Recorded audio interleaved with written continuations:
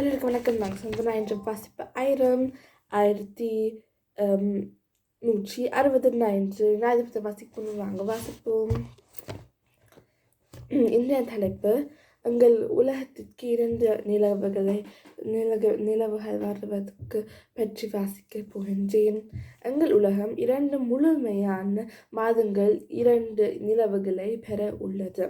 ஏனெனில் இது ஆனால் ஒரு சிறிய நிலவாக தான் இருக்கும் என்று கருதப்படுகிறது. அதனால்தான் இதை வெறும் கண்ணால் வானில் காண முடியாது. இது 25 நவம்பர் மாதம் மறுபடியும் சூரியனை சுத்த போகிறது.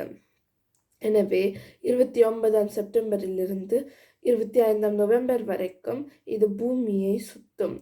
இதற்கு எங்கள் பூமியின் நிலவிற்கும் வெறும் 10 மீட்டர் இடைவெளி இருக்கிறது.